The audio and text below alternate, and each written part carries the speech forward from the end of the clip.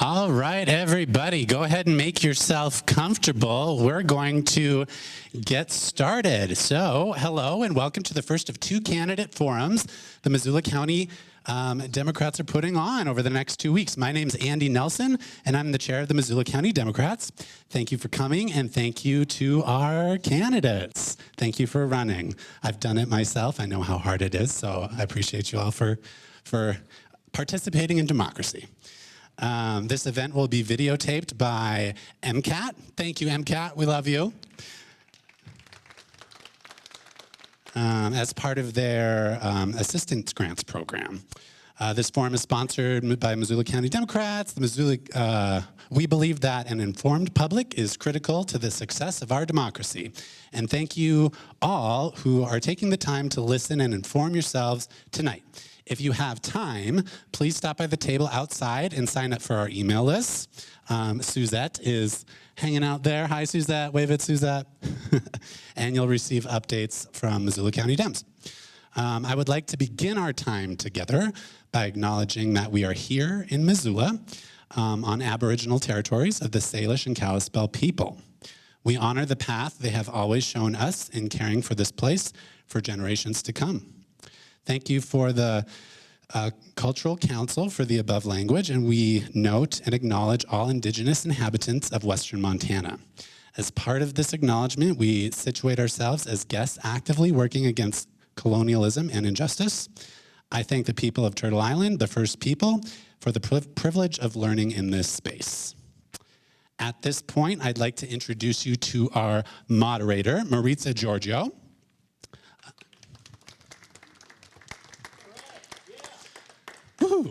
Maritza is a longtime political journalist who's most widely known for her reporting on the planned removal of USPS blue collection boxes before the 2020 election, which earned her the 2021 Walter Cronkite Award for Excellence in Television and Political Journalism. Yeah, that's a big deal. She most recently hosted the primetime show America Tonight on Scripps News. You may have watched it, I sure did, where she anchored live political coverage throughout the 2024 campaign season. Now she co-hosts the Grounded podcast on Substack with former Senator John Tester. And here's where you can, oh, that's not to be read. All right, Maritza, I think I am giving you the mic now. I've done that too, don't worry. All right, thanks for coming out, you guys, and being with us on this Wednesday night. We have a beautiful view here. And good evening to you, candidates. Thank you for running. The goal of tonight's forum is for our community really just to get to know the candidates for City Council. There will be a primary election Tuesday, September 9th. That's only for wards 2, 3, and 6. And then, of course, the general election on Tuesday, November 4th. Candidates for wards 1, 4, and 5 will advance directly to the general election. So pressure's off for you folks. For Ward 4, we have two candidates tonight. We have Mike Nugent and we have David Quattrochi. Did I say it right, David? Okay, great. For Ward 6, for the 4-year seat, we have Chris Foster and Kristen Jordan. And for Ward 6, the 2-year seat, we have Sean McCoy, Sandra Vasica, and Lynette Jonessian. For Ward 3, we have Jennifer Savage, Nathan Coyen, David Knutson. And I want to mention that candidate Daniel Carlino will be present for the next forum, which is next week. So the audience, this part's for you. While the candidates are speaking, feel free to write down any questions that you might have on note cards, and we'll that you got those when you came in, and we will run around and pick those up for you when we get to the audience question portion. That will be about partway through this evening. So you have some time to think about this. If something they say sparks a question you have, you don't have to do it right this second. So we would like to introduce you all to the audience. First off, as a starting point, we want to know who you are as people and what experiences shaped your core values. So let's start with something personal. Why don't you start by telling us a little bit about who you are and why you're running, and we'll start right here to my left with David. Hello, everybody. Oh. There, try that. Test of the mic. Oh. Okay, there we go. I got a loud voice, so I'll try not to talk too loud into you. Well, my name is David Knutson. You may all know me from my endeavors making maple syrup in the community. I've kind of gotten the moniker the Maple Man. And making maple syrup has allowed me to have a great connection with Missoula. We are bequeathed with a lot of maples in the community, and making syrup has allowed me to develop my conservation ethic. It's allowed me to use it for education and outreach in the community, and it's given me a lot of insight. And I'm here today in this beautiful space to connect with all of you and share with you my passion and authenticity and what I feel like I can bring to the city council and why you all should vote for me. So I'll keep it short and we'll just keep moving here. I forgot to say we have 90 seconds. You did great, David. I'm also a father of two, so I've got a family here in Missoula and I want to build strong roots. So. My name is Jennifer Savage. I currently sit on the City Council, and I serve Ward 1. I'm running for re-election, but I'm running in Ward 3 because my family is moving from the north side, where I've lived since 2009, to the U District later this summer.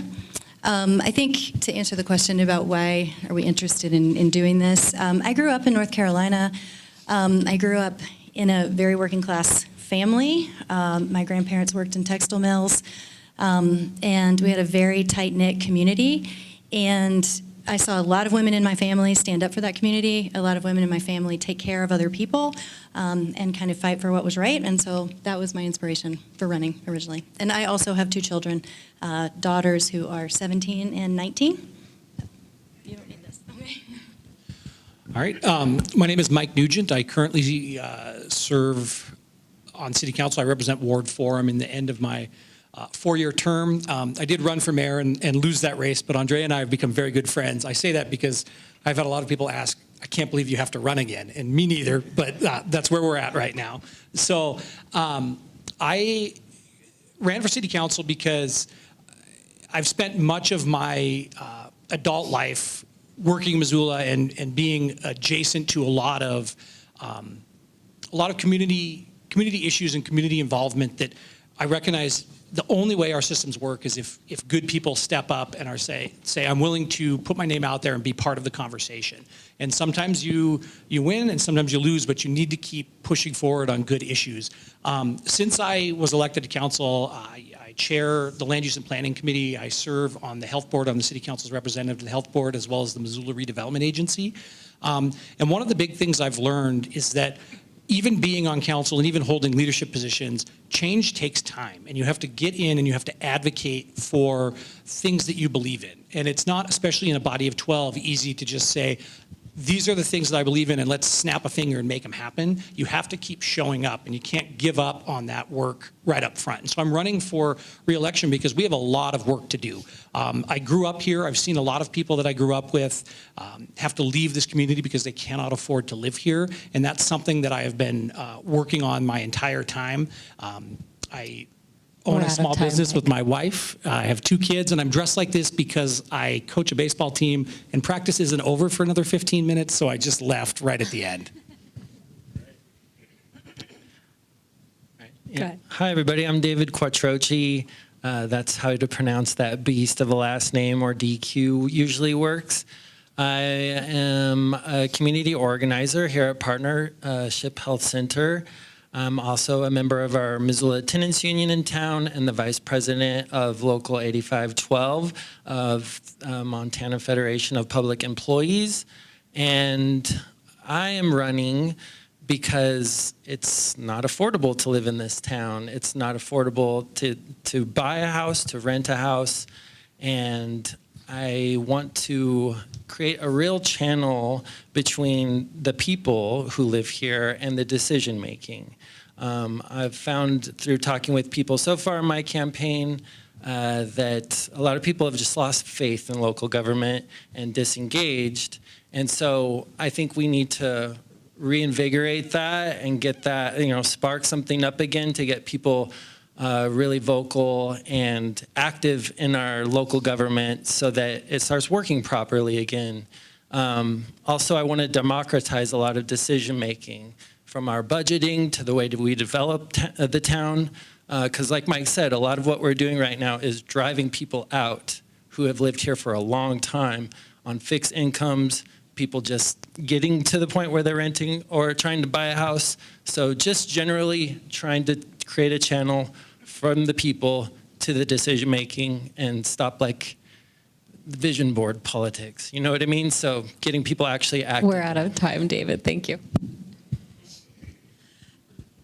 Hi, I'm Kristen Jordan. I am a current city councilor for Ward 6, which is Franklin to the Fort and River Road, and I'm running for re-election. And I have been politically motivated, I think, since birth. I grew up listening to NPR morning and night, and my parents were both advocates for disenfranchised, underrepresented populations, and I think that really stuck with me. I'm also a big data and policy nerd. And I really believe in the value of local government. I think local government, as I learned in my master's in public administration program, is the laboratory of democracy. And it is a place where we can try things out and get information straight away, whether they're working or not, from our constituents, because you all are our neighbors. I also am running because I think that government should be the social safety net that folks rely on. Anyone can be rich, but nobody should be poor. We should all have our basic needs met. We all pay taxes, and we should all be able to have a good quality of life. And I would like to do some really fun and exciting things in City Council that speak more for the folks who don't have a voice. Representation matters to me. I like to bring ideas from my constituents to the council floor and do policy that way rather than have staff bring us policies, because that's what being a representative is. So I'm really excited to be here. Thank you to the Missoula Dems for running this, and I will pass the torch.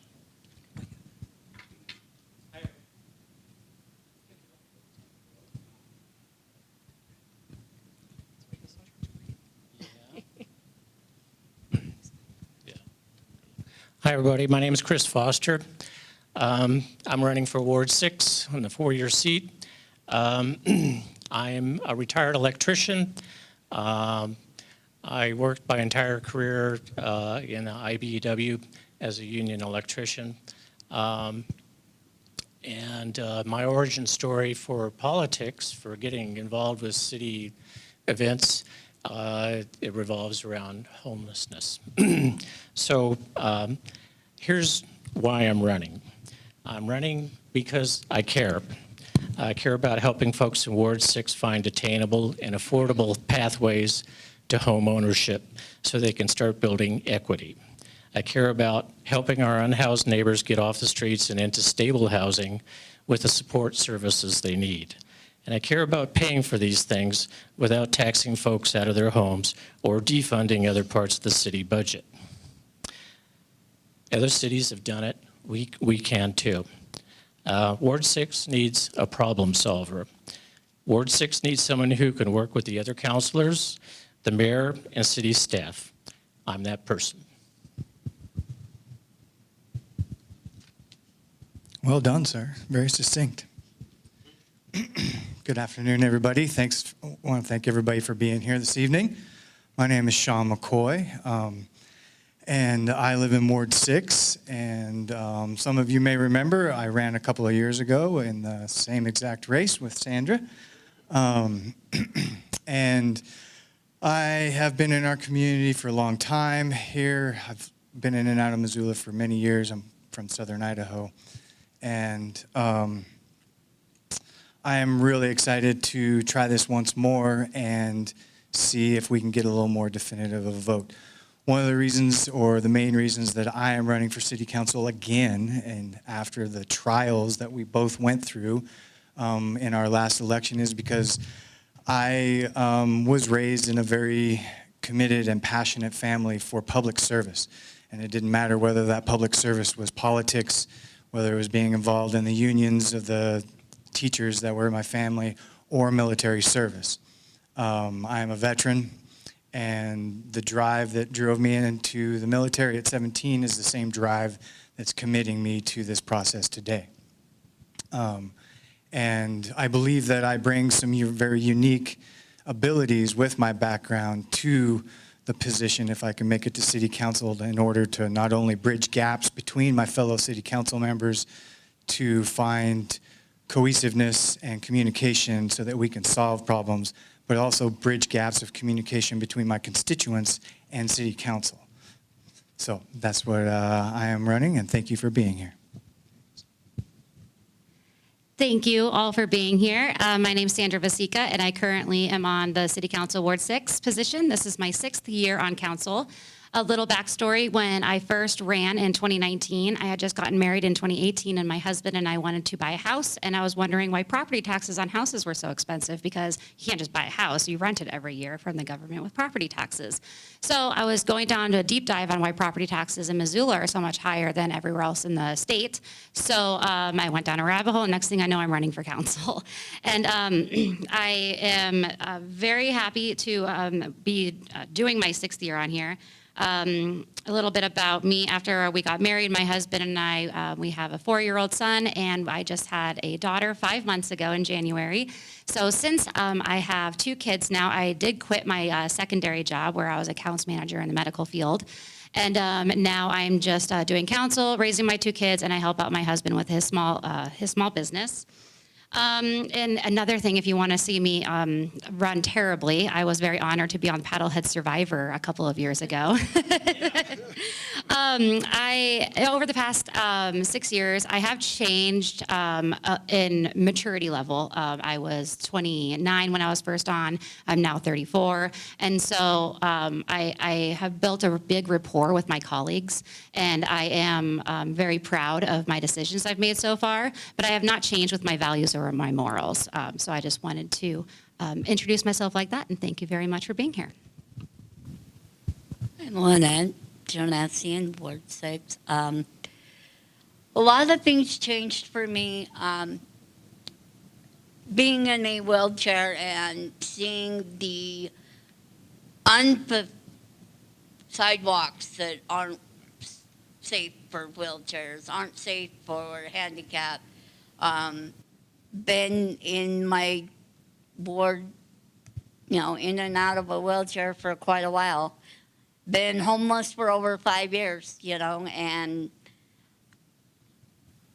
our system is broken, and it's very broken, and it needs to get people in there that can fix it. Okay, thank you all. So we want to talk a little bit more about your plans and your vision for important issues that face us here in Missoula. And we'll spend about 40 minutes on this section. And then the audience, we will come through and pick up questions that you've written shortly for our next segment. So you'll each have 90 seconds to answer. And I'm going to make Pam the bad guy so I don't interrupt you. When she holds up the yellow card, that means we have 15 seconds left. So Pam, sorry, I'm going to call you out there.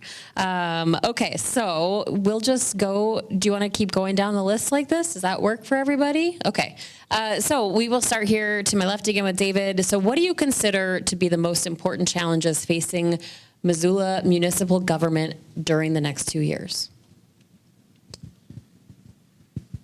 We're all aware of the issue surrounding housing.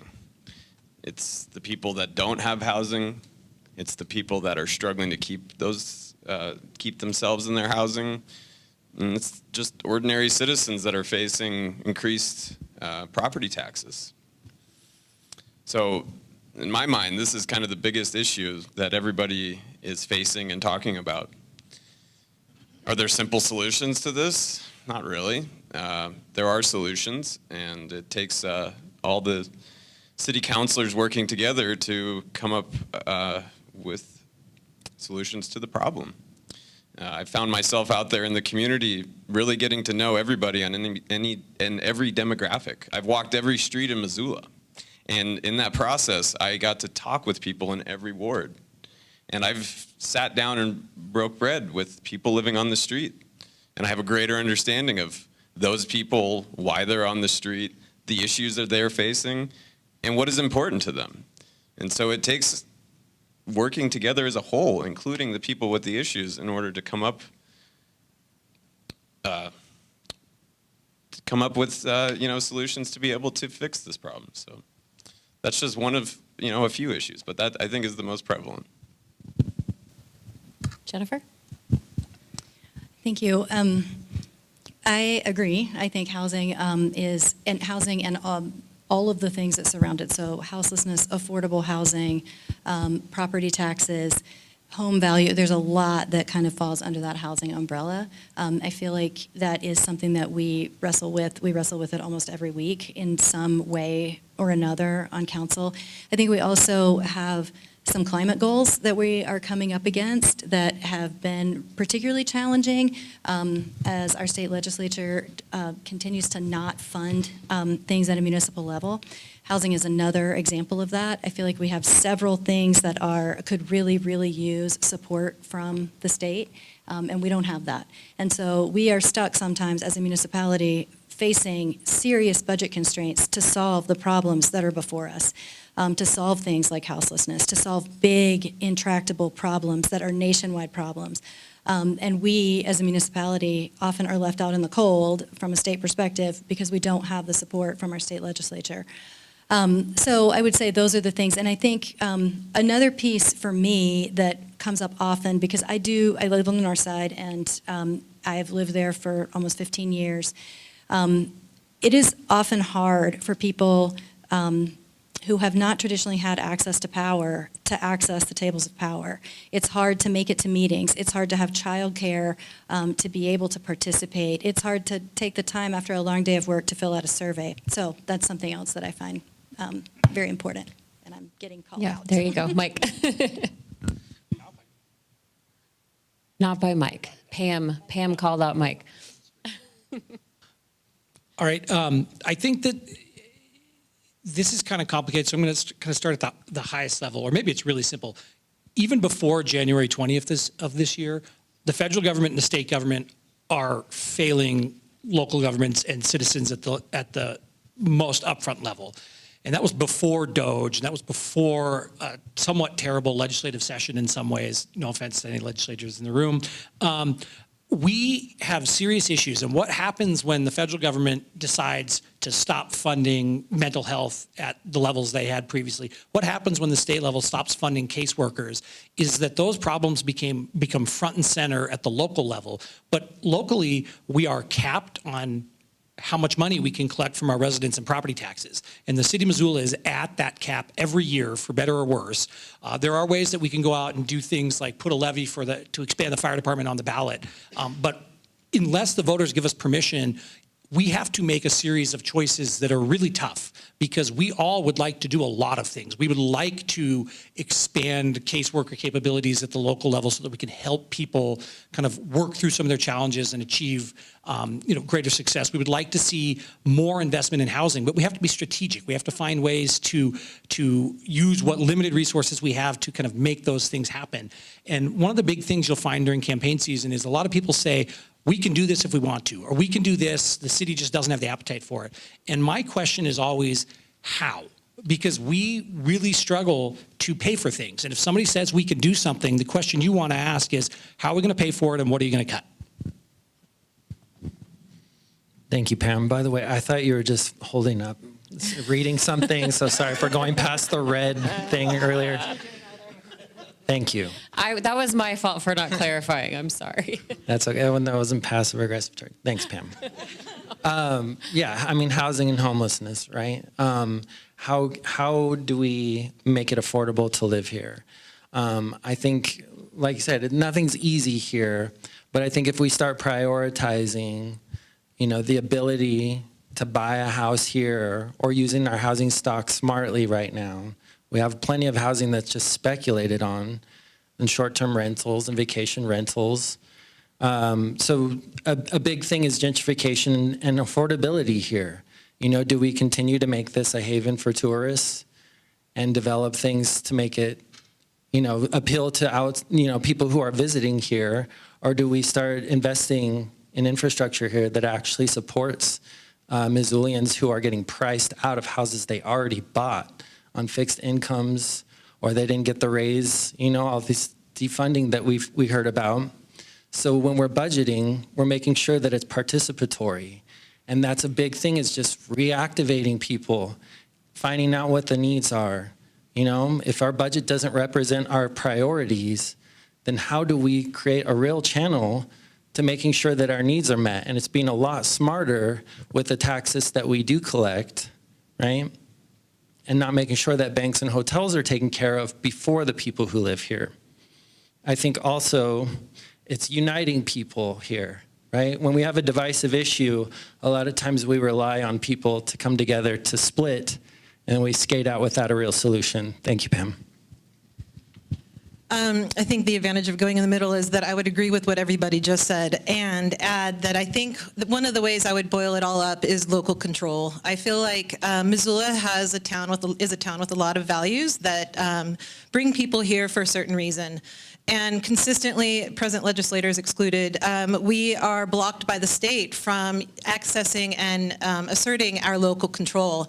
I do think there are things that we can do at the local level that would help with affordable housing and houselessness and balancing the budget. And my proposal for that is doing program metrics and performance metrics on every program we have in the city, because we are currently not evaluating our programs for their effectiveness. And therefore, we are writing a blank check for all of these programs that we don't know if they're working or not. And so I think that if we put program metrics on our programs and start cutting programs that aren't working and reallocating funding and doing priority-based budgeting, we would find that we had a little bit of extra money that we could put into other pockets, like our Affordable Housing Trust Fund. I do think for the size Missoula is, that it's doing an incredible job of addressing houselessness. But there are things that we can do at the local level to increase the access to affordable housing. We currently let developers buy their way out of green space because it goes to the Affordable Housing Trust Fund. I would like to see developers keeping green space in their areas because everybody needs a park, and finding different ways to fund the Affordable Housing Trust Fund. I think sometimes we rob Peter to pay Paul, and I do think there's a solution, and it sits in our control. We just need to assert it.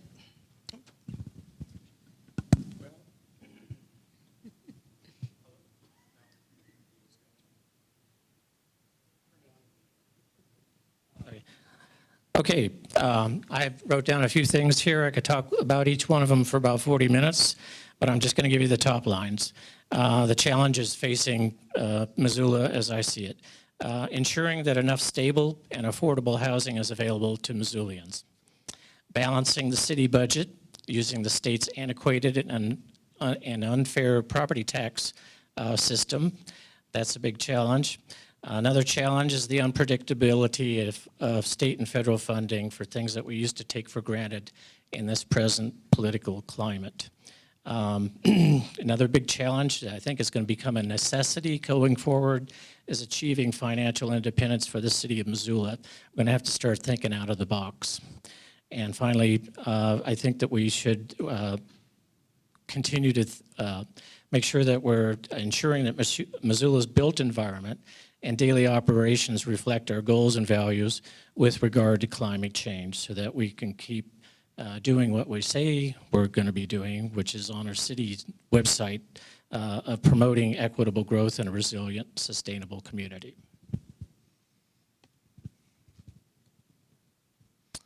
Okay. So I think, as everybody has already stated, right, the biggest thing or challenges facing our community is housing / homelessness, gentrification and houselessness. And, like tucked in within all of that is the tax piece, right? Because we all understand that we're also being taxed out in the way that Mike so eloquently pointed out, right? The feds and the state's funding is dwindling, and has been for 20 plus years. And that puts the squeeze on the local government. It's almost like a double tax in some ways. So what I'm invested in and what I'm running for is the how, right? And getting into the conversations and how we figure those things out and how we come up with some solutions that begin to help relieve the pressures. And I think that's available on the local level. That is available to us with, shrewd discussions and planning and working together. I think that's, like paramount for our leaders, is to find ways to work together to get to where we're headed or what we value the most. And I've got ideas, and I don't know if they're how.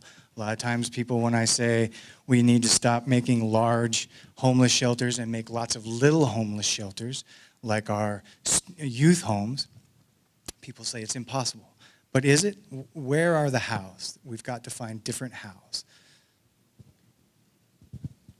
Thank you. So I absolutely 100% think that property taxes is the most important thing, as a lot of my colleagues over here have mentioned, and possible colleagues, or maybe, who knows. I was put on the property tax task force from the governor last year because of my, I guess, my ideas regarding property tax reduction in the city of Missoula. Every year I've been on council, I presented, maybe not the first year, but I have presented ideas of how to cut the budget. I have tried to cut millions of dollars from the budget with tangible ideas. And yes, hard cuts were going to be made, but none of my budget amendments were ever accepted. And that last year, I think Bob and I tried to cut over $2.1 million from the budget, and none of our budget amendments were founded. So I will keep trying to find those cuts, because there's only a certain dollar amount that we can accept, that we can take from the city, and it is our fault that taxes are so high in Missoula. It's not the governor's fault. It's not the president's fault. It's not our legislators' fault. We have a direct set of rules that we are supposed to adhere by at a local level, and we just need to find how to spend within our means. And there's a lot of good things that the legislature did. There's a lot of bad things that the legislature did. I just think that we need to stay within our own boundary of the Missoula city and try to cut our spending where we can. And it's going to be a lot of hard cuts. A lot of people aren't going to be happy, but we have to be the adults in the room and do this. And I do want to use my time to say that I did help out a lot, or even spearhead a lot of sidewalk reform and urban camping reform. Thank you. Again, just a lot of, need new people. This actually kind of got started as a joke in a committee with me. I am on so many different committees. They're like, oh, why don't you run for city council? Nah, I'm good. Well, where am I at? I'm running for city council just because I've seen what it has and what it doesn't have. And we need new people. We need new brains. Okay, thank you. I realize we need to switch up the order, because that's not fair to everybody on this end. So I think for the next one, we'll have you start this question. Sorry, I'm juggling. I heard from some folks about the overlay and code reform holding up some things, and we know that some of this is to help with housing development. My question for each of you is, how do we balance out that code reform process while also making Missoula friendly to new businesses who are trying to start here? We'll start with you. That is not a softball question. Sorry. Okay. Okay, so the answer, or to speak to the timing on that, my understanding is that we have been going over lots of drafts. We have done a ton of engagement. We have worked with consultants to try and understand sort of what the landscape is in Missoula. There were some interesting and historical pieces that I think were extremely inequitable that were uncovered in this process, and trying to balance that with what are our current needs. And so I think the timing of it has been pushed back, because we pushed it back out to frequent users to get another read on it, to make sure that when we get we pass the land use plan, but when we get the code, that it is something that's actually usable, and that we're not going to run into a lot of snags. And so I think that's the piece that, to answer some of the timing questions, and some of that was actually requested from those frequent users. So that was being responsive to those folks. In terms of the small business piece, I mean, I think that what this code reform is trying to do is to level the playing field and to make things equitable. For example, right now in Missoula, we have 3 dense neighborhoods. It's the north side, west side, Franklin to the Fort, and some of River Road. That is the only place where you can build super densely. And so those neighborhoods have been a little bit taking it on the chin in terms of housing. You're seeing very, very tall condos. You're seeing, and not a lot of infrastructure to support it. And so I think that the hope here is that it will level the playing field for residential development and for, and for small business development. that's a question that just deserves way more than 90 seconds. I'll try and stick to the rule. Sorry. The first big thing is there's actually a lot of changes the last 2 legislative sessions that have come to Missoula Code or are coming to Missoula Code that aren't even a council decision anymore. Duplex by right is now a thing in the state of Montana. ADUs by right is now a thing in the state of Montana. So there's a lot of density that's coming, and it's not even up for debate at the council anymore, which is probably a good thing in a lot of ways. But there's going to be some change, and Missoulians are going to feel it. We have a lot of people who are trying to help us develop in areas where we already have infrastructure, where we already have police and fire working in those areas, and that density is very tough to achieve. We have a lot of codes that we need to look at and say, what are we actually achieving? What is this actually accomplishing, or is this just a form of control that somebody had at one point that doesn't make any sense anymore? The City Council has allowed ADUs for a decade plus, and the number of ADUs that have been built is comical because we just haven't done it. We haven't created it in a way where it's actually affordable. So it's like we put it out there and say we believe in it, but we need to actually follow through, and that's what this code process is doing. On the business process, this is actually something that I'm working on with the mayor right now. I chair land use and planning, and we've actually got kind of an initiative going to look at the barriers to small business because there are things in our zoning code that are nothing but personal preferences of people on designs and stuff like that that are preventing individual Missoulians, not big corporations like Starbucks, but individual Missoulians from opening things that could improve people's lives and make things better, and we have to do a better job. So when I talk about the need to... Mike, sorry. I'll finish it later. All right, with regards to zoning code reform, I think a lot of times this conversation misses, and we almost just breeze over the low to no income affordability to actually live in this town. And I think we get the piece right. We fight pretty fiercely to get, infill, ADU, whatever housing we think we need. If we keep creating basically a canvas for anybody to move here, who, if they are making more than the median income or can afford to buy homes, then we're just going to be kind of recreating the problem or exacerbating it, right? So if we're not baking into any code or any zone reform that we're mandating when we're developing, that we actually have units that are affordable for that lower income, and it's not just homeless people, right? It's a lot of people who have just been priced out, living in a basement, right? Me, right? Living in a box before that, right? In a home. Then we're just going to be having the same conversation 2 years, 4 years down the line. So I think we kind of missed the point. I'm full support of any small business that wants to thrive here, but how are those people going to move here in the first place? Or if they do live here, how do they have the seed money to start this stuff? We got to start talking about making it actually affordable rather than a gift to developers and a gift to people to speculate on our land and keep buying it out from under us.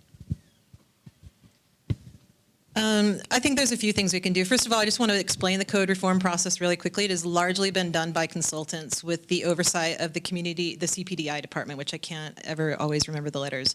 And we have been given updates on City Council. When we were brought our growth plan, our Missoula growth plan, we voted on that and we got some amendments in that space, but it has largely been driven by a department within the city that has been doing the outreach with updates to City Council. I think things that would help small businesses, because the question was about small businesses more than it was about affordable housing, wasn't it? Well, it just balancing it out. How do we balance out this process to create room for affordable housing and not create barriers for people wanting to start small businesses as you go through that process? Yeah, I think that, we have a thing called design excellence, and it's something that the city has created, and it's a design standard that certain businesses and buildings on certain streets through town have to conform to. And it has been shown that these design standards already put the building into an unaffordable category, whether it's housing or a business. The design standard already turns it into it's going to be a high-end development. I think other things that we can do, we just expanded our parking program, and which means that there's going to be a bigger area where you're going to see more parking, paid parking. And I think we're doing that because we're trying to generate revenue, but at the same time, we are unable to do a resort tax or a local option sales tax, and we would really benefit from that because we have we make like $285 million a year in tourism dollars, and a lot of it goes back to the state. But if they call 911 or make a pothole bigger, you and I pay for that. So we need to find ways to assert local control.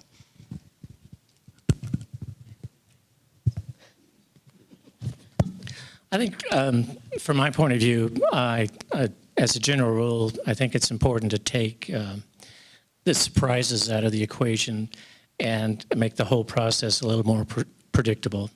The city is not a static organism. It's always changing. So the factors that are involved in our decisions are always going to be changing. So I think it's important for the citizens to stay on top of it too, so that they're not surprised about things that got voted on a year ago or so. But businesses and developers also do not like surprises. They want predictability in the process. So it's we have an implementation plan, and I think that's a good start. We don't just stop talking about this stuff. It should be an ongoing conversation. One of the things that we'll be talking about is, what kind of businesses do we want, if any, in residential neighborhoods? Do we want small mom and pop stores? Yes or no? I have opinions, but it's not my call. It should be a community-wide decision on this sort of thing. I have opinions about density and how we can do that, and how density correlates with our climate goals. But it's not my call. So I'm all for an ongoing conversation. Okay, so I think to strike at the heart of the question for me is how we try and find this balance between the two. One of my roles in the community, volunteer roles, civic volunteer roles, is as the chair of the Missoula Consolidated Planning Board, which reviews all subdivisions and zoning changes before they go to City Council, and we make a recommendation to City Council. We also get the same updates that they are getting about this new code reform. And I will say here what I have said for months about the code reform. My opinion is that what we really need built within this code reform is flexibility, and not just flexibility for our like construction and developers, but flexibility for our community members, homeowners. They need to be able to put a roof on their house if they're capable and not have to follow the same pathways that a developer does. So it's my personal opinion that flexibility is one of the key aspects of creating a really successful code that works for everybody. And that is what I have been advocating for years. Unfortunately, I'm not in a position to like rattle the cage much more than just my own thoughts. I also am like very much pushing as a small farmer in the Franklin to Ford neighborhood, or the River Road neighborhood, advocating for protection of our agricultural lands and our park and free open spaces. So that's how I think we bridge those gaps and support our local businesses, is through flexibility so that they can find a way to exist. Thank you. First of all, his strawberries are bomb. I just wanted to, there's been a lot of talk about the balance of it. I just want to give some real world examples about the Title 20 reform. There have been two instances, one not in my ward, one in my ward, of there was this small, you go to the counter restaurant and they could not have picnic tables outside of it because they did not have their own private bathroom at their business, because it was essentially like a food truck, but it was in an actual brick and mortar building. So they needed to get permission from a nearby business for customers to be able to use that bathroom, for them to have picnic tables for people to eat their food at. And they measured the distance, but it wasn't an official measurement. So, and the planning department is so far behind that it took them forever, I think over a year, to actually be able to determine that the distance between the food area and the bathroom of that nearby gas station was close enough for them to have picnic tables. Long story short, now they have picnic tables so you can eat your food there. Another one is in my ward, and there wants a coffee shop or a coffee stand drive-through wants to happen. But since they're within 50 feet of a road, a public road, they have to have a buffer, a foliage buffer, to ensure that there's I guess it breaks up the distraction of driving so that the people don't get distracted by the people that are in the drive-through. So those are just some old school things that we need to change in Title 20 that would really help out small businesses. I think I'm just going to pass on that one. Okay, so, oh, sorry. Go ahead. Well, I think Sandra made a very good point. You know, we need to be supporting our community, which is supporting local small businesses. And one thing I've heard from constituents in my neighborhood is that there's a lot of delays and policies that make it hard for people to get their business up and running. And one of these issues that I see is also public civic infrastructure and the way that that is currently being funded. We see TIF funds going to large corporations that could afford to invest in our community.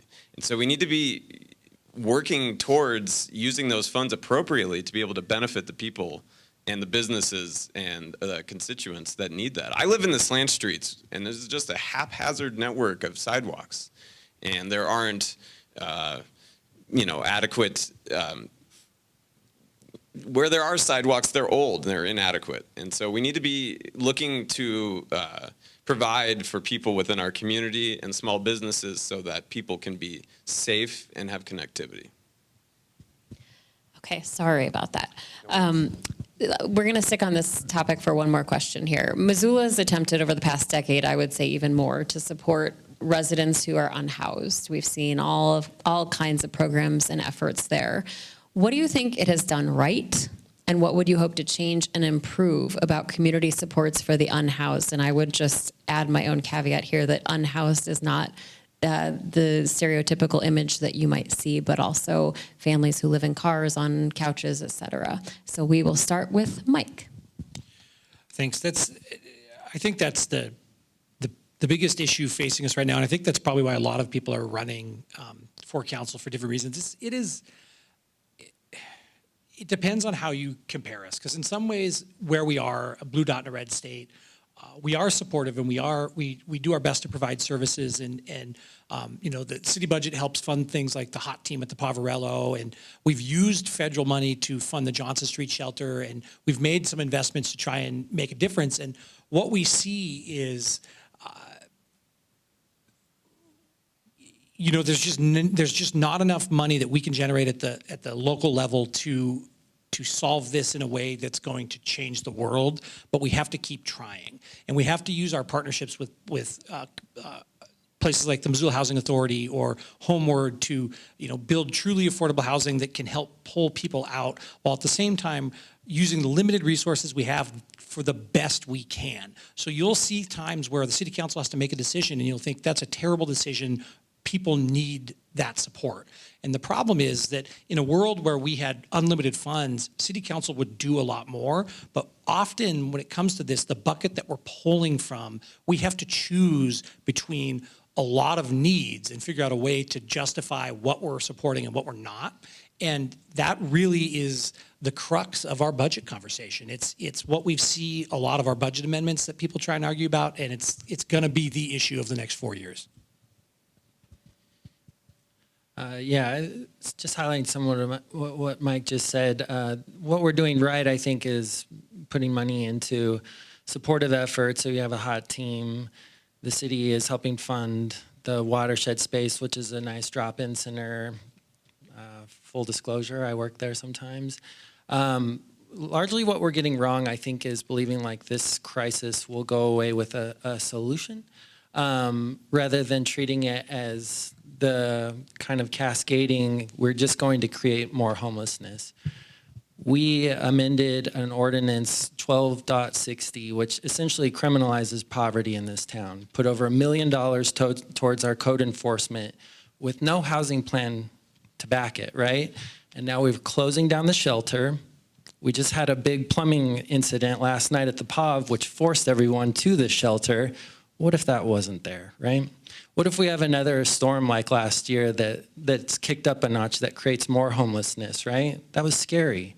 If we don't have these things in place, we can't take on the new homelessness, right? There's not just 600 or 700 that we get in the point in time count.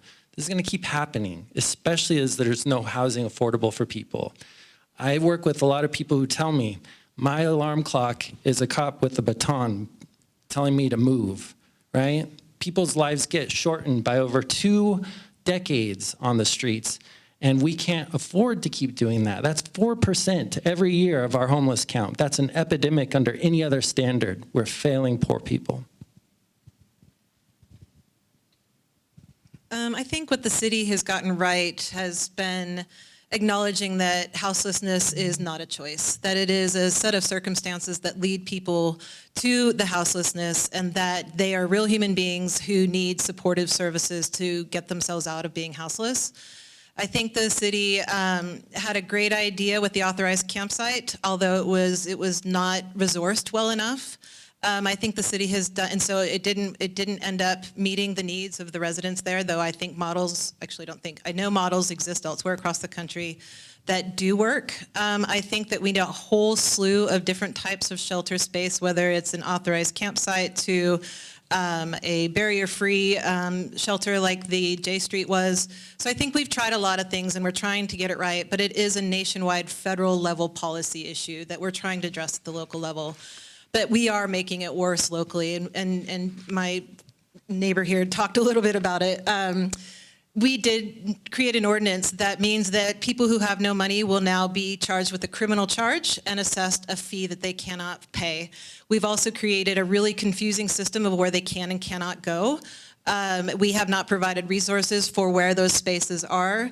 So we are essentially, I was just looking at our jail numbers recently, we have higher numbers now than we have in the past, and 1260 has not helped that. And so research does show that providing resources to people who are unhoused definitely helps them get out of a situation rather than criminalizing a situation they can't help. Well, I think, generally speaking, Missoula has made a good faith effort to house the unhoused. I think we've all been learning as we've been going on since 2006, I think, working group on panhandling to Mayor Ingrin's working group on ending homelessness in 10 years to Mayor Davis' recent working group. I could talk all night about this. This is my origin story for wanting to get involved in politics. Much could be said, but here's what the experts say, and here's what the data shows. First, homelessness is a housing problem. It's related to affordability, and it's related to property taxes in Missoula. Homeless, unhoused, unsheltered people are not a homogeneous cohort. Providing unhoused housing unstable people with stable housing is the best and cheapest solution. Many homeless people need far more help, need far more help for far longer than they're currently getting. Things like mental health treatment, substance use disorder treatment, financial education, job training, mentorship, healthy relationship training, et cetera. These things are much less expensive than trips to the ER or encounters with police and fire protection. Political will must come from somewhere. If it's not going to come from the state and the feds, we have to think outside of the box. Other cities have done this. We just need to copy what they did. And I'll leave it there. Great, thank you. I think it's hard not to echo when you're this far down the chain. I think a lot of what we get right is that we're compassionate and we're trying to deal with it, and I kind of have a broad political spectrum, so I can honestly say from the right and left that we're compassionate and people want to deal with it in some way. They want to help.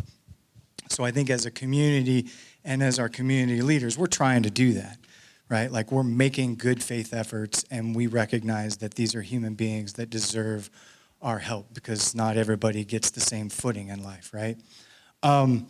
That being said, I also believe that there's things that we need to try and change and that we can work towards. And I alluded to earlier, one of the ideas I have and the things that I see is that when we put large groups of homeless people together, we tend to exacerbate the things that they are experiencing as a whole, whether or not it's drug addiction or sex work or any of the challenges that they are facing get exacerbated by creating large groups. And I think if we could diversify our homeless or our availability to people and give them more concrete places to go, smaller numbers, we can really help them get their footing and get back onto housing and into housing. And so I think there's a lot that can be done. That's my time. Thank you. So I think it's incredibly important to have diversity of thought on council, and this is why I'm going to disagree with a lot of folks on my panel. I'm proud of helping spearhead 1260, the ordinance change. I think that it was a good balance between having a social safety net, having proper parameters in order, and also allowing people in neighborhoods and children to feel safe in their own home, in their own park, on their own trails. And my views have changed drastically since I've had children. I'm not afraid to admit that. I was wondering, is it a bigger drug issue now? Is that why I'm seeing so many unsafe environments? Or is it because there are a lot more unsafe environments around? I don't know that answer. And that's why I think that it's really important to have proper parameters. And I do not think it's criminalizing homelessness. It's criminalizing criminal behavior. And I know a lot of folks don't agree with me on that, but that's why I agree. That's why I said diversity of thought on council. And I'm very happy that my one idea for not having urban camping in parks, I met that with a lot of my colleagues, and then we decided on having a lot of other interesting ideas in there that I was happily on board with, such as allowing permits for proper camping in their cars, because right now you can't camp in your car, or I guess now you can if you get a permit, but before you weren't allowed to camp in your car for I think more than 72 hours without a permit, so that's helping a lot of folks. My time's up. When they can afford it. Again, you're criminalizing them. They're not asking to be criminalized. They're asking for a hand up. They're human just like everybody else sitting in this room. Yeah, they may have mental health issues. They may have drug addiction. They may have it all. But they're human. They need to be treated as a human. And that's all I have.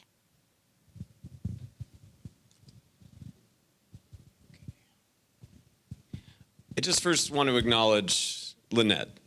She is here, she has faced what we're talking about, and it is brave for her to be in this position. And I also thank you, Sandra, for standing up for what you believe in, because we all have different values and ethics, and it's about finding compromise that we can find solutions. I met a woman over by Bernice's the other day when I was doing some canvassing. Her name is Leslie. She graduated from the U of M with a degree in psychology. She was a practicing psychologist. She got encephalitis. She had traumatic brain injury. She lost her whole support network. Her family abandoned her, and she was homeless for 4 years. That's a doctor that was homeless on the street. It doesn't just affect one type of person or one demographic. And it takes empathy, and it takes a community to come up with the solutions. There's not an easy one solution to this problem. And I just want us to all understand and talk with the people that need the help. So it ultimately comes down to healthcare. These people are not getting adequate healthcare, and because of that, they're ending up on the street. I met a gentleman by the name of Michael. He has sciatica. He lost his ability to be employed and work. He lived here, grew up in Missoula. He won the Little League World Series as a child. These are Missoulians. These are people that have built Missoula and are the fabric of our community.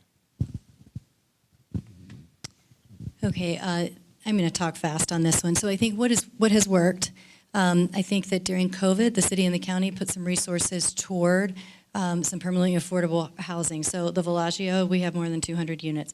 Trinity, we have more than 200 units there. We also have 30 units of transitional housing at the Blue Heron Place. I think we have, as a city, invested a lot of time in the Rivera project, which is on the north side, which will also add permanently affordable units. I think that we had a conversation, a community conversation, where we got together, I think it was for 5 weeks, for 5 hours at a time, where we talked about this. I know a lot of people were not satisfied with those conversations and were not satisfied with the time that we spent, but the idea was to bring everyone to the table from all different perspectives of this issue and to come out with solutions. I do think that it elevated the conversation, and I do think that some of the things that came out of that, for example, is the permit parking program that Ms. Vasica talked about. So now you can legally park and live, if you are a family and you are living in a car or you are living in a camper, you can almost, if you look out here, you can see there's a whole string of people camped on North 2nd right now, legally. They're allowed to be there. So I do think some good things have come out of that. Do I think 1260 was the answer? I do not. I think that that ordinance has been difficult from the beginning. I think we all on council who are sitting up here right now lost a lot of sleep over that ordinance. I think we can continue to try to do better. And I think that really, to me, it's the elevation of the conversation that was most important. Okay, thank you all. I know that was a lot. I want to switch gears here. I have a whole list of audience questions, and so we will take these. We'll do 1 minute per answer, so 60 seconds. So you will see Pam hold up the yellow card when we have 10 seconds left, okay? she's getting her timer worked out. Okay, this first question, I'm going to read it verbatim on the card. And so we will start with David. Do you consider yourself a fiscal conservative? If so, give an example. I don't. I'm going to echo something I think Kristen said earlier.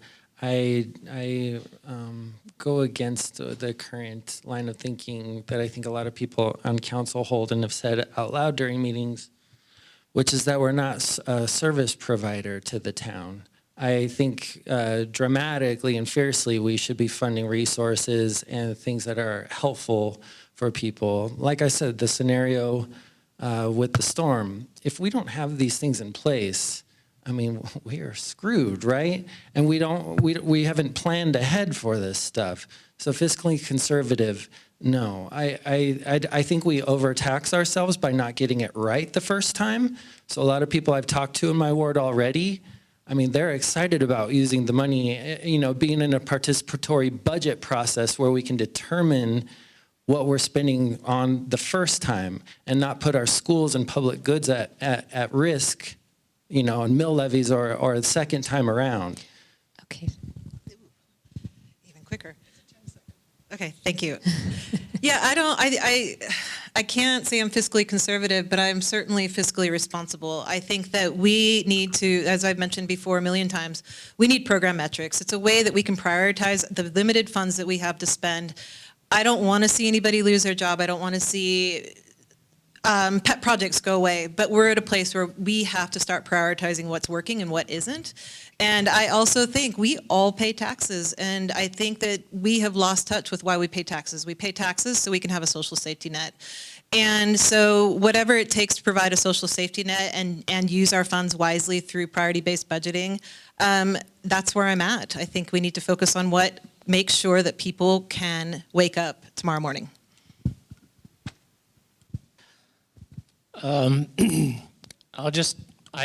not sure what a fiscally conservative person is. I'm not sure what that is, and I don't want to answer it tonight. I'll tell you what I told the Missoula Organization of Realtors, and as far as fiscal conservatism goes, I'll ask the mayor to send me a proposed budget that's lean but not anorexic.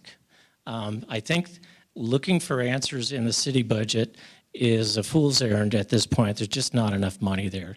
We need to be looking at alternate sources of funding, revenue sources for the city, and I think that's where the answer is. And there again, we don't have to reinvent the wheel.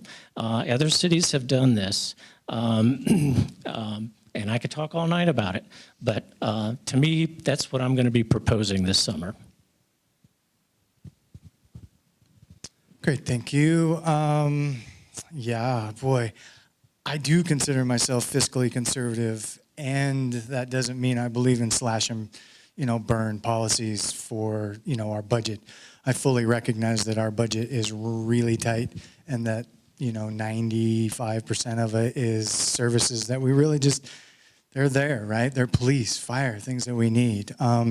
But I also, like, my physical conservative side comes out in metrics and trying to figure out how our programs are working for us and whether or not we need to keep them going forward, whether or not we can find ways to cut the budget and move money around.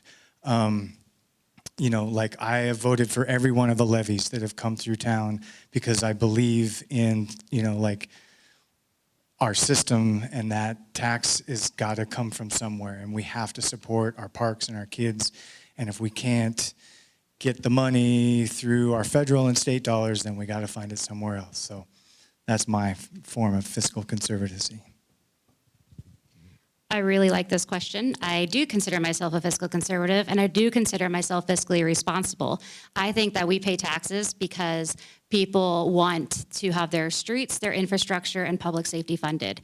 And I think that is the most important. And then after that, we can look at what we can afford. I have, like I mentioned earlier, I have provided millions of dollars in cuts to the budget. And yeah, it might be a slash and burn, but I'm me and maybe one other person, not maybe, I know, but we present these ideas so that we can come to a compromise. We need folks from every point of the political aisle, whether it be far left, moderate, far right. We need to have everybody to talk about these things so that we can represent everybody in the community. Because everybody in the community has a different thought on what they want their tax dollars going to. And that's why we have public meetings, and that's why I encourage all of y'all to come to our budget season this August for all of our amendments. And then I also wanted to mention that we have been on essentially cruise control. We had the late, great Mayor Engen for 20 years, and some of those policies might be outdated, and we do need to take a look at some of those. And I'm going to pass.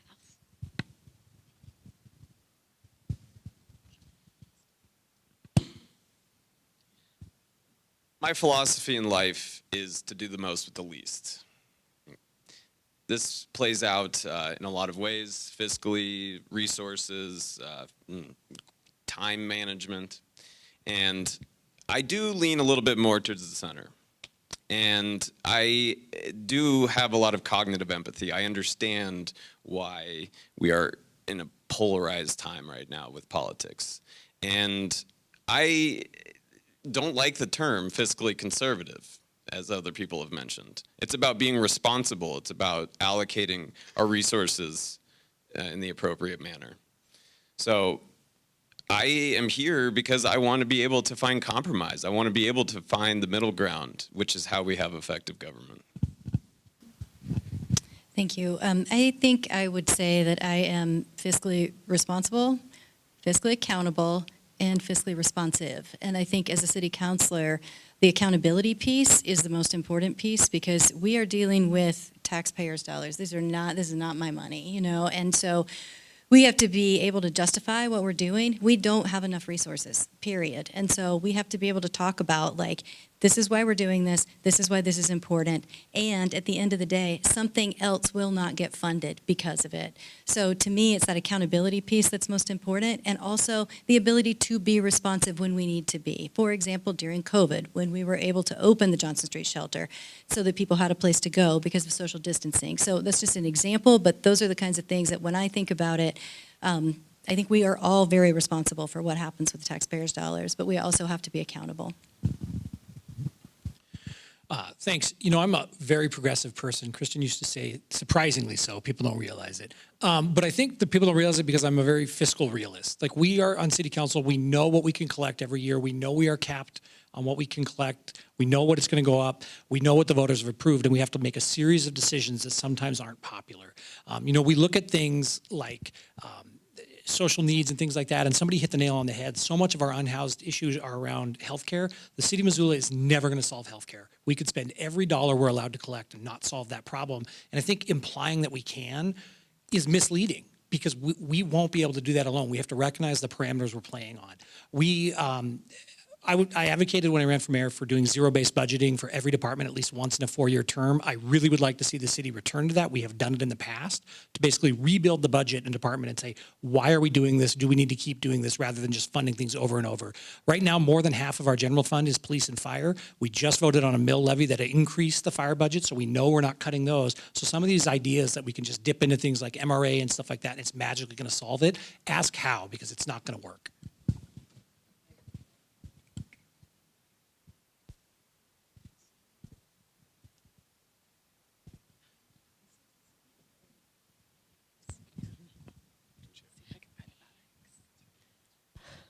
Okay, so we will start with Kristen on this one. What will you do or have done, if you are currently on council, to create a working relationship with the mayor and the other councilors? Oh, That is a great question. I think a lot of us have day jobs, and so it is hard to find the time to manage those relationships, but things that are helpful are finding common ground, reaching out to folks, building relationships through shared resolutions or referrals. I regularly meet with the mayor. There are city councilors that I regularly meet with, and some not so much because of our schedules, but there are ways to build and manage those relationships even when you're working full-time. And for example, just recently, I got a resolution passed to not ban AI software, but to come out against it. And what we do is we put it together, run it through the mayor, run it through city staff, make sure everything's okay, and then run it through our colleagues. And that's how we work sometimes, because we can't all sit down together. But communication. Well, it comes down to communication, and I made it a priority as a candidate to sit down with as many people as I possibly could and have coffee. And I've asked the mayor during our 2 meetings, whether she thought that what I wanted to achieve on council was going to be, button heads with her or not. And part of the conversation is here's what I want to do, and getting feedback from the counselors. And I think that I know from my point of view, I'll be able to work with them very easily, most of them, and I hope they all feel the same way. So I've already been proactive in that regard, just by sitting down with them and getting to know them and talking things over. Thank you, sir. Well, fortunately, I'm early enough in the process I can be a little repetitive. And I think clearly the answer is communication. This is something that I have basically been being trained and developed in my entire life, is how to work with groups, how to have supervisors, whether it's the mayor or my colleagues, come together and find common ground so that we can move things forward. It's one of the primary things that you figure out in the military early on, is that your differences are really just out the window because you now have a common goal. And so my background is really steeped in finding ways to help me communicate with others, and if there are communication breakdowns, alleviating that between people. So nonviolent direct, communication would be my steps, right? Like lots of compassion and empathy to help people communicate. Thanks. So I'm just going to give some examples going down the line.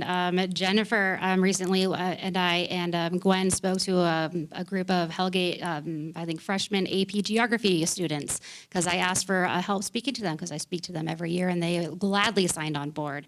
I email Mike all the time about code questions and land use questions and about things that are going on in his ward. And I think I email him, if not like every other day, probably more than twice a week. Let's hear Kristen. She's my ward mate. We email each other almost every day. Our main job is a liaison between our constituents and city staff on how to answer questions and how to get things done or get some problems solved. So we email, we call, we sometimes after council. I guess before I had my other kid, we would go out after council and discuss things. We would very loudly disagree with things, but it was always a lot of fun having that debate.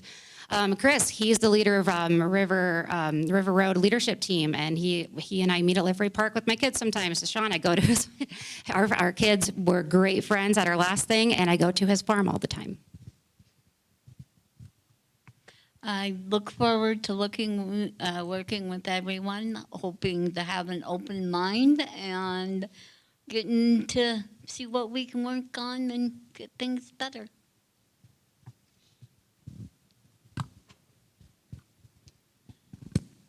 Ultimately, I think things work best when we all have better understanding, which leads into empathy and just caring for one another and having greater appreciation for our different values and ethics and why we bring that to the table.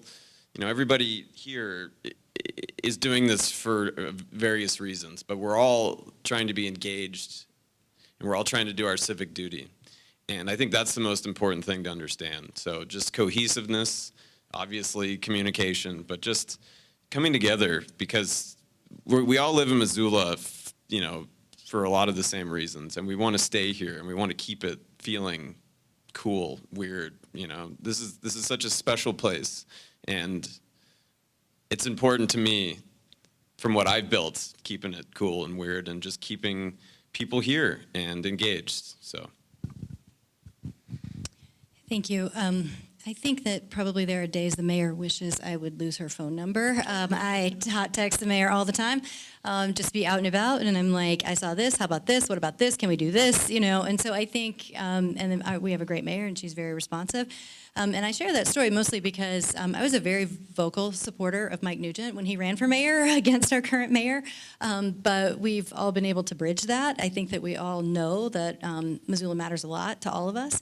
I think that there's an old saying, that change moves at the speed of trust. And I think that building trust with your fellow counselors, and whether that is learning their grandchildren's names, whether that is understanding what's happening in their own lives, so that when you do have a piece of legislation that you want to move through and you want to move through fast, like the pride flag, for example, you can get votes quickly and get them on board. Eric Melson did this just last week with the public lands resolution, and it went really fast because we were all in communication about it. So I think really it's about trust, it's about collaboration, it is about communication, and it's also about showing up for your fellow counselors.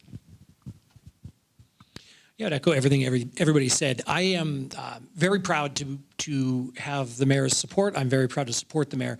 I was honored to introduce her at her campaign kickoff, and she spoke at mine. And the reason I bring that up is I think that should be the expectation. We had a great debate 2 years ago. She won by a lot. You can laugh. That was kind of a joke. But we've become good friends, and the expectation from our constituents, they don't care about that. They should expect us to work together to solve problems because that's what we're elected to do. And so it's important for the mayor to have people that she can work with on council and know that she can bounce ideas off us, and we can go to her and say, hey, I think this is a problem. But at the same time, we need to recognize that council is an independent branch of our government in our charter, and we do have a voice. And there are times where we as council tell the administration, no, this is the way that's going to go. And I think it's important to have a relationship where you can disagree, but also work closely together and solve problems. And I think that's what a lot of us have. And I think that you just have to look at our council president was Jordan Hess's treasurer. The mayor obviously ran, I ran. We all work together as a team to solve problems for Missoula, and that should be the expectation.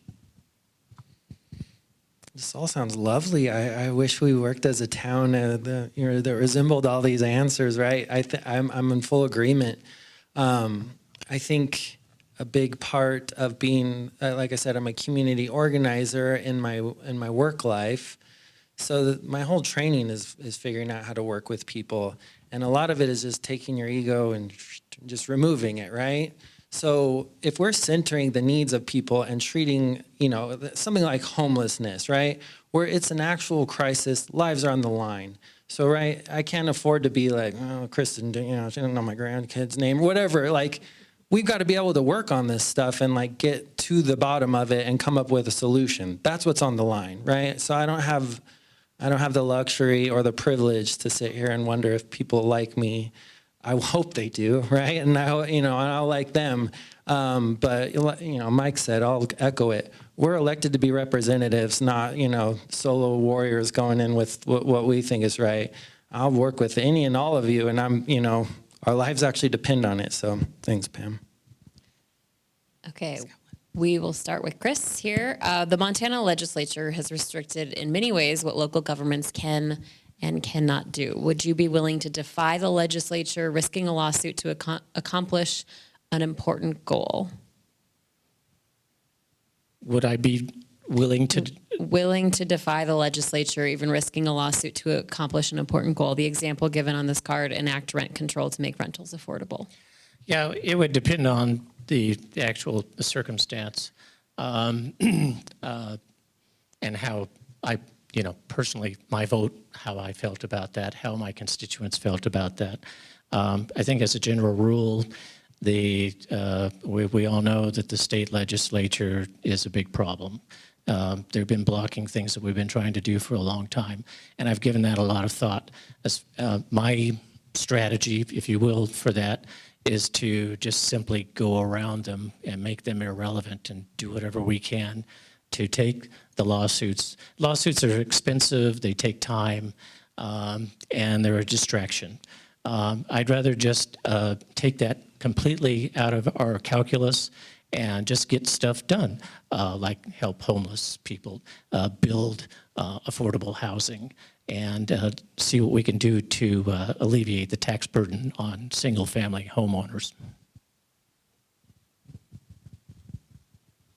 Okay, wow, that's a different question. I like it. Thanks for whoever put that forward.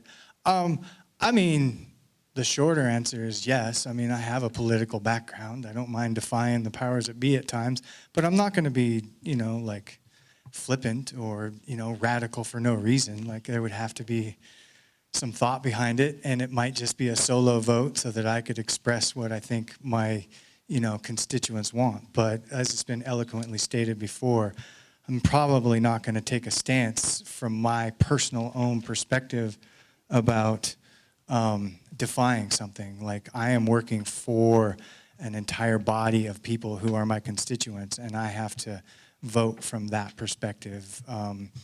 And it's, it's not always that easy just to defy something, right? It might be better for us to find a way to work around it. And in my experience with government, it's almost always easier to find ways to move around obstacles or to go above and beyond the obstacle. So if I'm hearing this correctly, to blatantly go against Montana State Code annotated that was recently established in the recent legislative session. So no, I would not be willing to do that. If I was very passionate about something, then I would wait until the next legislative session and run for that seat. I have talked with legislators on both sides of the aisle about things I'm passionate about. I've gone to Helena almost every legislative session except for this one, although I was watching it in the hospital room when I had just given birth to my baby and was emailing all these, legislators. Because we as city councilors, while we're not, we don't have the, we can't make the votes in the legislature. We do have, more power than the average citizen to influence other legislators. So blatantly breaking the law, going against Montana Code annotated, I think that is we shouldn't do that as a political standpoint because lawsuits are expensive. We're stewards of our constituents, and that's just wasteful money spending.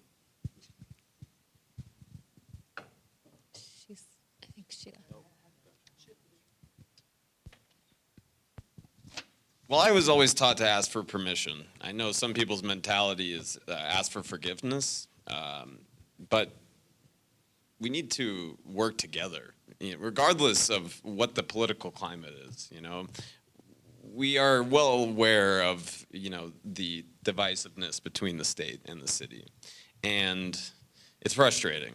But going against that and the laws and the way of the governance is not going to get us anywhere.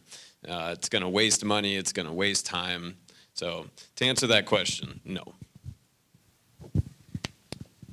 I would say yes, if it's strategic. I think that we are getting to the point where there are several issues that we are going to have to push back, and I don't exactly know what that looks like. If it's a lawsuit, I mean, the pride flag is actually a great example because that was a bill that came through the legislature. We realized we could do a workaround, and the pushback was the resolution that we passed. Now, I mean, we could have gone a different direction and sued, but I do think that there are things that we are every single year more and more hamstrung, and I think that we are probably going to have to push back at some point. One example, and I talked a lot about this with Brian von Lossberg, who I ran for his seat when he decided not to run for Ward 1 in 2021, was a local option sales tax on gas. And he said one of his regrets is that he wished that they had litigated.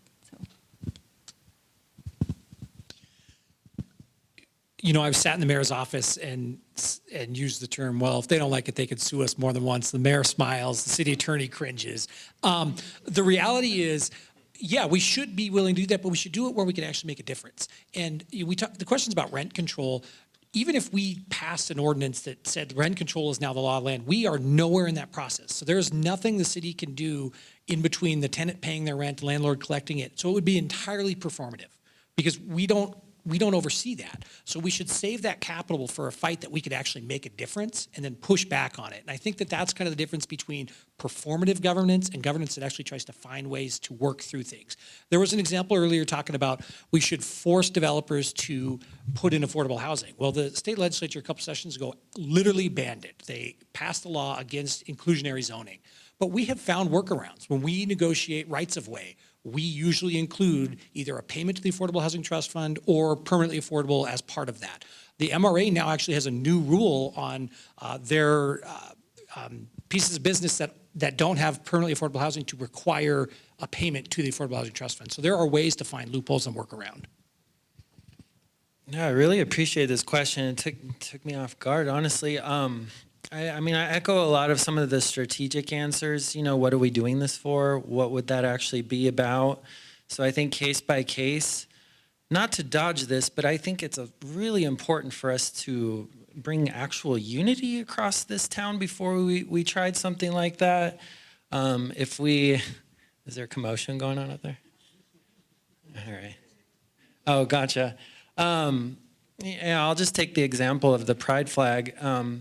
I'm sure nobody's excited about that at the state level. There are things that we can actually do to protect queer and trans people in this town with the ordinance that currently punch down on them. The 1260 that we mentioned earlier, we could have amended that to put some teeth to it. We actually need to take care of the people here and get everybody united. There's a bunch of people with Missoula Resist protests out there ready to get on the same page as the rest of us. And it's across political party, so that when we do make a move like this and defy state law, I mean, what are they going to do if the whole town's united? I mean, we got to get our ducks in a row first. It's funny that you said you've sat in meetings with the mayor and said, let's just let them sue us, because I've had the same conversations with her.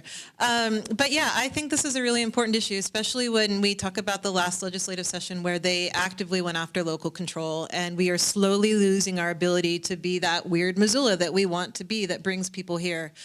And I think for certain issues, like Jennifer touched on, our gas tax, that got voted in, Missoula, barely, but it was a democratic process that voted in, and then the legislative session took that away from us. The other thing that happened to us is there were whisperings about a single-use plastic bag ban. Next thing you know, the state legislature passed a law that said no municipality may ban single-use plastic bags.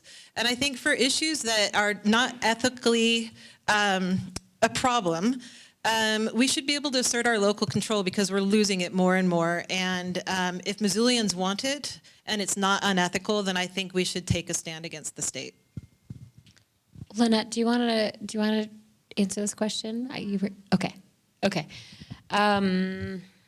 Okay, I think we'll do one more of this and then we'll go to a new round here. What are your plans to address the eviction crisis? This card says Montana Legal Services Association eviction prevention funding ends September 1st. So we start with Sean this time. Working? All right, sorry. That's a tough one. I think, in my mind, it's trying to support those agencies that were mentioned as much as possible that are trying to help people that are residents from being evicted. I don't know the possibility of us channeling more funding to help eviction. The, tenants union is another viable option. My understanding is as city council, we're, limited in our ability to directly influence, somebody that oversees, rentals and how they evict people. That's dealt with in state law. So I, absolutely advocating for changes to those policies and for those people who are being affected by them and hoping to advocate for funding to the organizations that are supporting those people. That's how I would go after it. So that honestly seems like not a local Missoula problem. That seems like something that we could deal with in the legislature. But I did want to let folks know that it is your right, and I believe it is your duty to know your rights as a tenant, and it is your right as a landlord to know your duties. I think of fostering an important and personal relationship between your landlord and you is extremely important, whether it be you mowing the grass instead of having the landlord do it, or shoveling a driveway instead of having the landlord do it. I think that drastically increases your ability to stay in a home, even if there may be some, issues with payment, and you can talk to your landlord on an individual level. I understand that's not very possible in a lot of property management companies, but if there's a will, there's a way. And I also want to encourage folks that there are free resources available to look at your rights as a tenant. I remember back in 2017 or 2018, I took a course for very brief case law, and one of the sections was landlord-tenant law. It was very fascinating. Would recommend looking into it. Yeah, just the tenant laws. Be familiar with what you're looking for. I mean, you've got a lot of landlords in there that are doing some real shady things. So. Well, I'm kind of uniquely positioned to talk about this. I'm a renter, I'm a property owner, and I'm a property manager. And I have a unique perspective, and I think it was completely outrageous over the pandemic of what happened to our community. I understand that it is a business for some people, and I understand that this community is extremely reliant upon landlords and property management companies to keep people housed.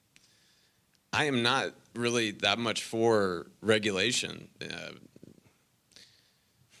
Capping, rents and whatnot can be a tricky situation. But we need to be working towards helping people and keeping people housed in quality, affordable housing. I think the keeping people housed is actually the most important thing, and I am blanking on this fund name right now, but there is a fund at the United Way that helps people who are maybe a little bit behind on their rent or a little bit behind on their power bill or those kind of things that keep them from becoming homeless or keep them from being evicted. And I think supporting those kinds of measures actually could be huge in these situations. Often it's only a small amount of money that could keep someone housed, or it's maybe, a repair or something like that that could keep people housed. And I think putting efforts toward that is important. I agree with Sean, it's not necessarily within City Council's purview, but I know that we do partner with United Way and have worked with them and have encouraged and helped sort of promote that fund that I can't remember the name of. But I do think that would be super important moving forward. Housing Solutions Fund. Thank you, Mike Nugent. So in the Montana Code Annotated, there's the powers denied, and one of the powers denied is the ability to interfere with private contracts. And so this is where it becomes tricky. The ability for us to stem the eviction crisis really doesn't fall under council's purview, but we can be supportive of things like the Housing Solutions Fund, or we applied for a grant a couple of years ago to actually create a position or help fund a position that would be like a tenant liaison. But I think the bigger issue is that every year Missoula becomes more and more renter majority, and we need to do things to create opportunities for home ownership, to get people into homes, because that creates stability. Rivara is a great example of, it's going to be the largest community land trust housing development in the state of Montana, which is a huge plus, but it's not nearly enough. So we need to focus on trying to create resources to help people who are facing eviction, to make sure that we're giving them the tools to succeed. We also need to call out and dissuade situations where crummy landlords are allowed to thrive.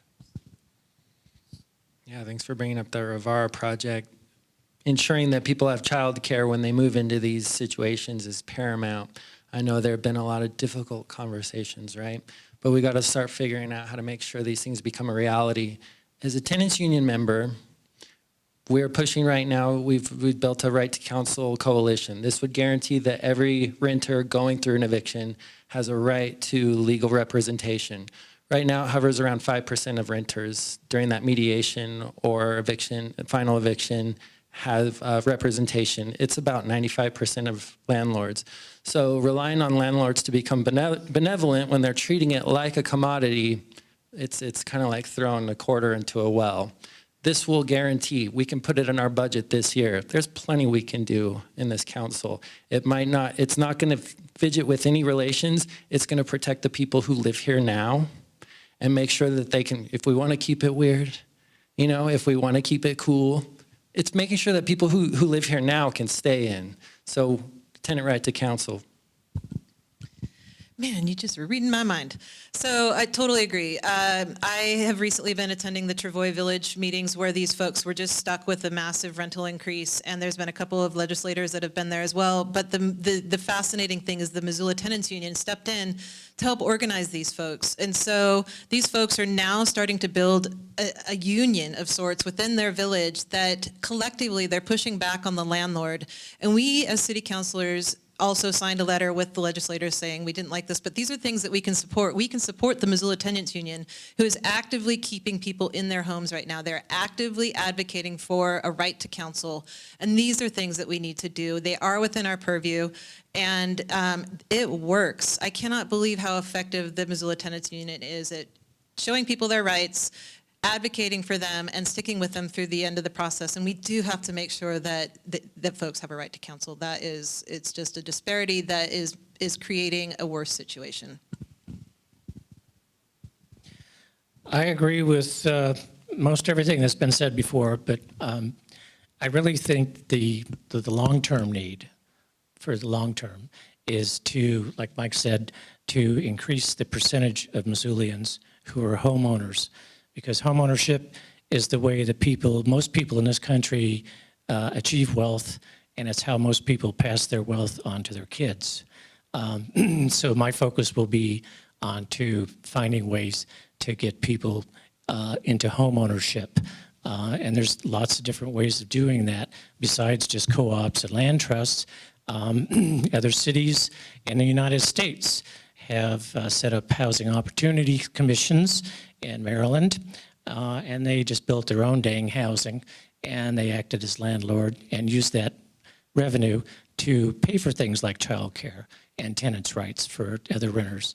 And other cities around the world have used other mechanisms, legal mechanisms, to build their own homes for the needy. Okay, we are going to move on very briefly. I know we're running out of time, but we're going to do a very quick lightning round of questions with everybody. So you're all going to get a clipboard, and I will give you instructions. We're all going to reveal our clip. This is like the dating game, right? Is that what game show I'm thinking of? Reveal your questions or your answers at the same time, and then we'll have you just read them off quickly so that our viewers on MCAT can hear what you have to say. Okay, we'll get some markers here. Okay, I'll read this prompt. Riverfront Triangle Development, how do you feel in one word? Riverfront Triangle Development, how do you feel in one word?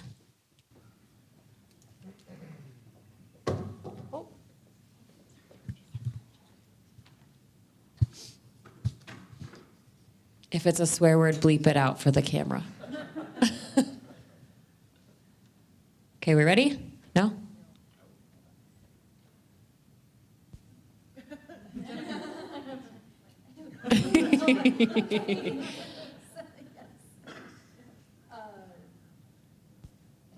Pressure's on. This is the hardest one, I promise. Well, maybe. Okay, ready? Reveal it. We'll go down the list. David, you want to read yours first? City-owned, equity.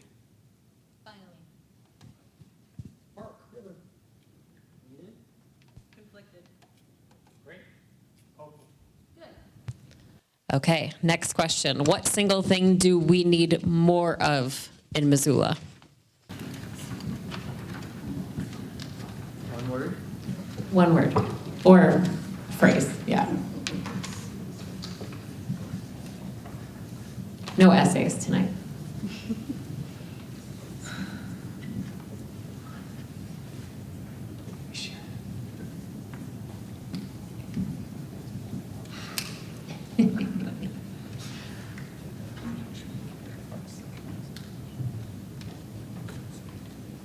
Okay, ready? Okay, go ahead. Safety. Equity. Housing. I cheated. Renter representation. Accountability. Homeowners. Housing. Taco stand. I appreciate these. Okay, what single thing could we use less of?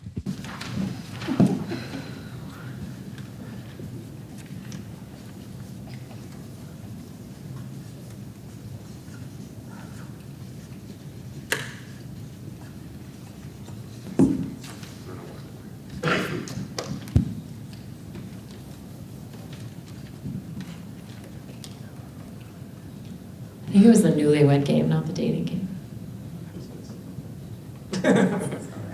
Okay, ready? Oh, we're waiting for Kristen, hold on. Okay, ready? Go ahead. Corporations. Divisiveness. Hot shops. Gentrification. Too many to list? Dispensaries. Coffee shops. Regulations. Okay, we're gonna do one more, and I'm going to put a little asterisk on this one. It's the best burger in town, but if you do not eat meat, you can do best sandwich. Okay, there you go. I would be here all night trying to think about it.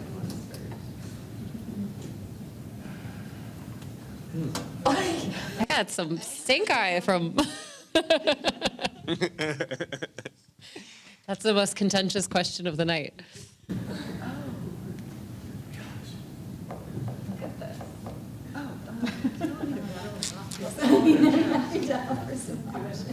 Should I tell you guys? I know what it is. Oh, I'm sorry. I was just about to write it to you. Yeah. We don't eat burgers? Yeah, so best sandwich if you don't eat burgers. Well, that's not the whole new question. Okay, you're right, you're right.